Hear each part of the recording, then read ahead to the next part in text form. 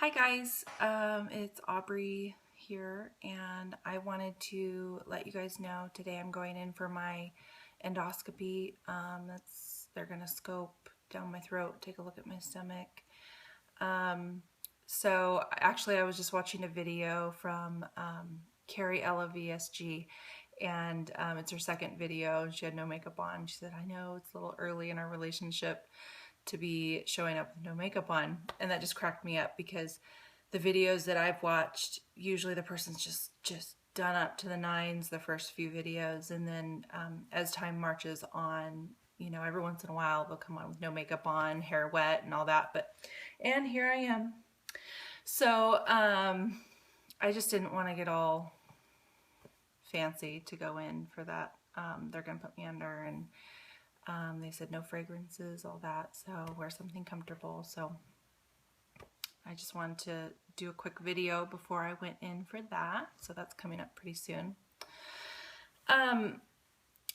You know, I talked early in one of my early videos about the emotional side of all of this, and I think it was when I did my 10 fears about having weight loss surgery, and I really hit on the fact that this is such an emotional thing. It's not just A plus B equals C. It's not just physically. It's very emotional, but yet all of my videos, maybe other than just the fears, even that was a little clinical, but all my videos have been pretty surfacey. I haven't really done a lot of emotional stuff. I think it's because I don't always vocalize very well the things that I'm feeling or thinking, and so I'm trying to do better about that. I do these videos more for myself than anything. I want to be able to look back on them, and it's very therapeutic to get some things out that I feel like getting out, even if it's just logistical stuff. I don't get to talk about all this stuff really with anybody on a day-to-day basis, so sometimes I just have things to get out. But emotionally, it is very emotional. You know, this morning going in for this EGD, I had to take a couple of minutes and I just cried. And I think it was just because this whole process is getting very real, and it feels overwhelming at times to finally be pursuing the things that I've wished for my entire life, and to actually be looking at the fact that it's something that is happening for me. I don't know, I just felt really emotional about it.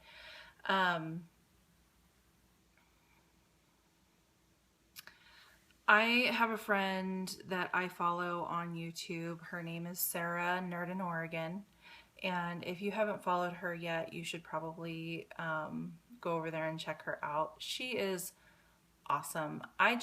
You know, she is so good at just pulling out the emotional side of all of this and really addressing that. It's not all about just the numbers on the scale. I wanted to talk about a couple of her videos that I saw that I thought, you know, you guys might want to go over and check out. The first one would be, it's called The One Where She Gets to Goal. And the video directly after that she posted was a video that she had actually made 3 weeks before she had surgery.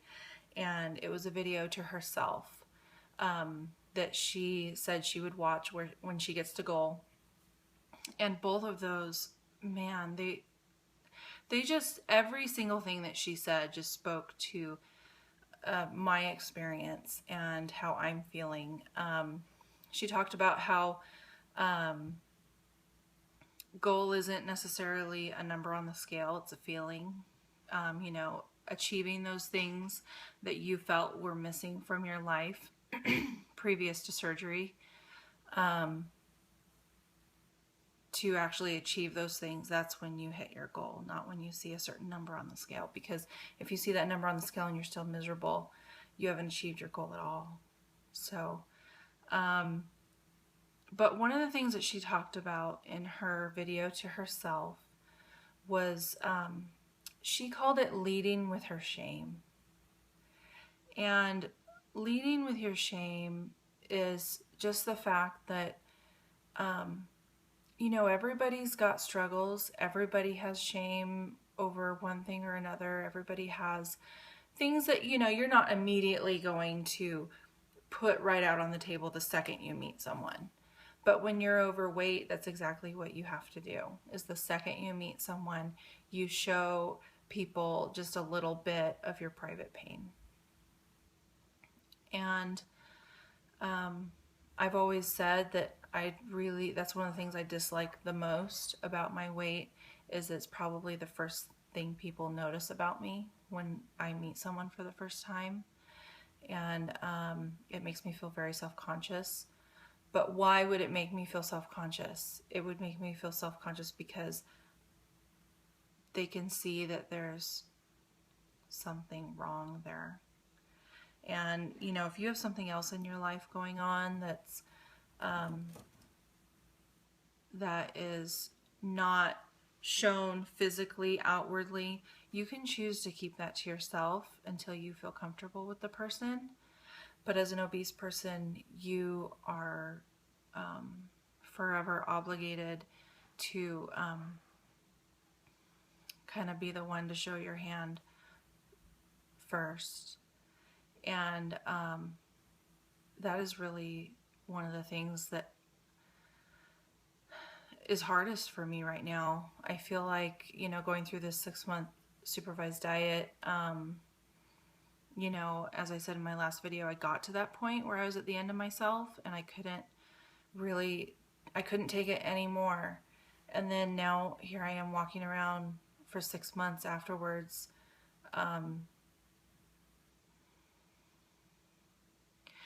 feeling that shame more than ever. So, yeah, it's been hard. And I know that, you know, a lot of you out there watching this understand, you know, what it's like. So, I had something happen the other day. I went to the pumpkin patch with my family, and I have 3 sons, and my oldest, Ethan, he's 13, and my middle son, Kyle, he's 11, and my youngest, Carter, he's 9. And Carter asked me if I would go on the zoo train with him.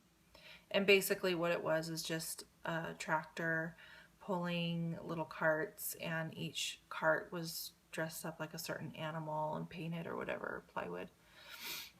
And he said, "Mom, I really want you to go on that with me." Well, I was looking at it, and just like I do with everything else, you know, sizing it up, and I was looking at it going, I'm not going to fit in that. And so I just said, you know, "Oh, I think Daddy's going to go with you on that." And that's what we did. And I had promised him a little treat or something. And so I said, "I'm going to go get your treat, stand in line while you guys go on the zoo train, and I'll be right back. And you and Dad are going to do that." And he said like 3 times, "But Mom, I want you to go on it with me." And at the time I felt secretly, you know, I brushed it off, tried to be all like, "Oh no, it's fine, blah, blah, blah." But inside I felt bad about that. But I feel I've been chewing on it for a little while. I've been thinking about it for a little while. And the thing that makes me the most sad about that is that he's 9. He's in 4th grade. It might be the very last time that he ever asks me to go on the zoo train with him. And so, you know, there's a lot of things. I know that my kids are still kids and I still have time, and that, you know, it's going to be okay and all that, and I'm fixing it and I'm doing what I need to do. But that was a moment that I'll never get back. That my problem with obesity has stolen from me. So that was hard. Also, you know, my two other sons, Ethan and Kyle, they're in junior high. And so, you know, taking them and their friends to the movies or having their friends over, you know, I know what junior high boys are like. And I do wonder, you know, do my kids get anything said to them or made fun of, or do I get made fun of among them when they're not looking, or when I'm not looking? And I try not to dwell on that, but, you know, I think about it, you know, some of the emotional stuff. I mentioned, you know, Sarah Nerdinoregon. I live in Oregon. I live in Central Oregon. And I discovered that she and I actually went to high school together, and it was kind of funny because I started watching her videos very early on in this process because I loved her videos. I loved the things that she shared, really resonated with me.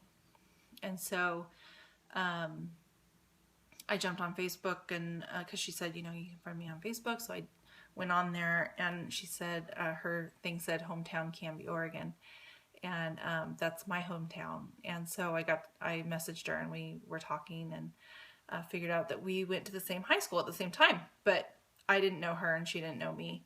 But it's just kind of funny. I'm hoping, maybe, Sarah, if you're watching this, her and I could maybe get together for a little visit. Maybe next time I'm visiting.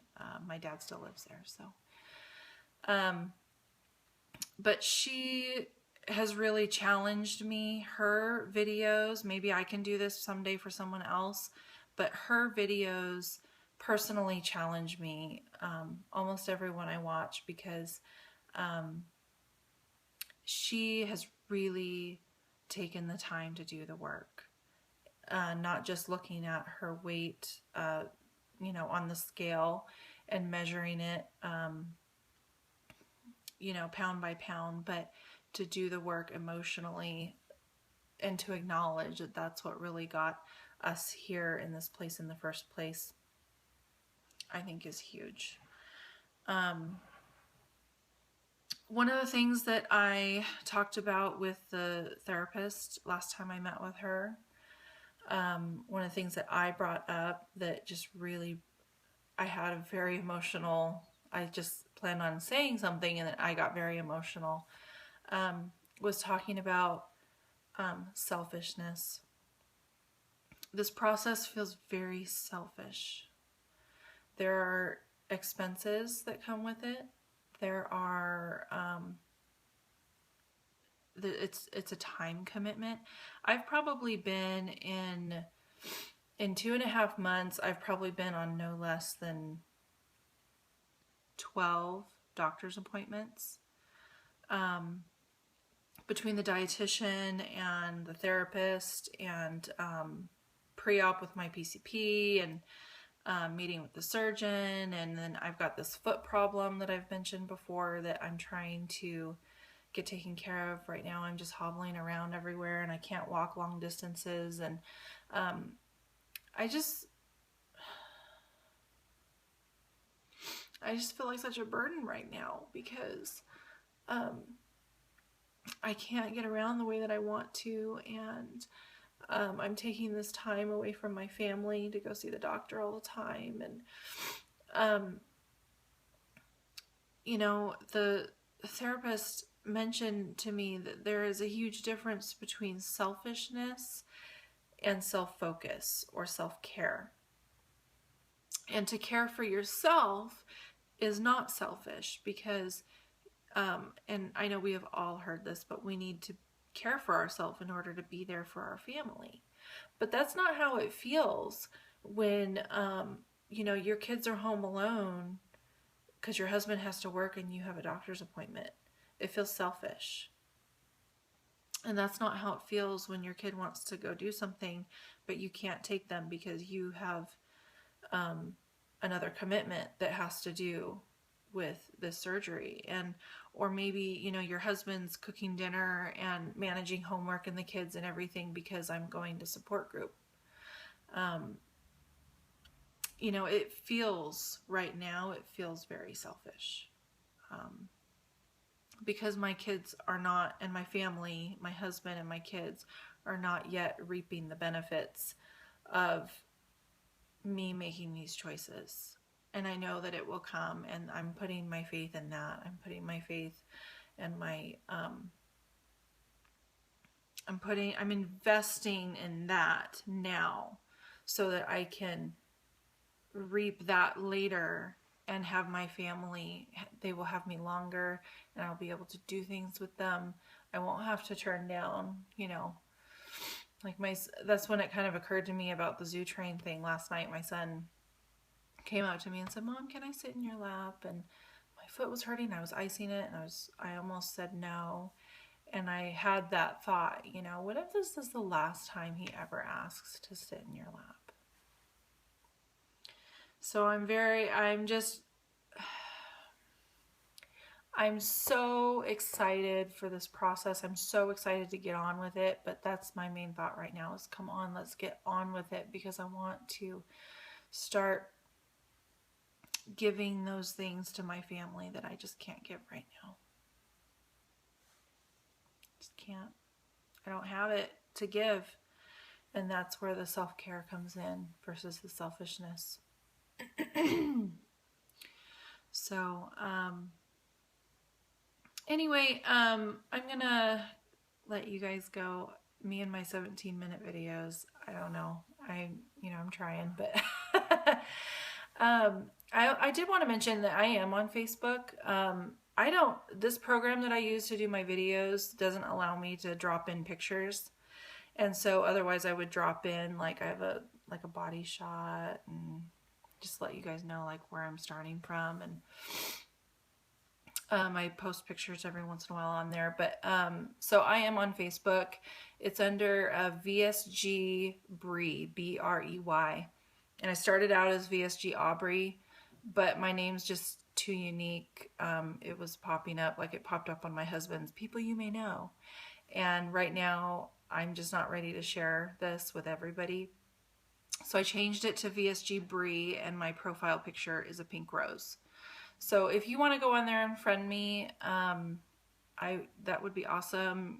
I'll show you more progress and pictures and status updates and things like that. And I'd be happy to follow you too and just kind of see where you are on Facebook. And I'll be able to post pictures and things that I haven't figured out how to do on YouTube yet. I will figure that out because I would really like to do that. So anyway, wish me luck. Pray for me today. I'm a little bit nervous about going under. I've done it before. It's not a huge deal, but I think everybody gets a little bit of nervousness right before these things. So, all right, guys, I will talk to you next time. Thanks. Bye.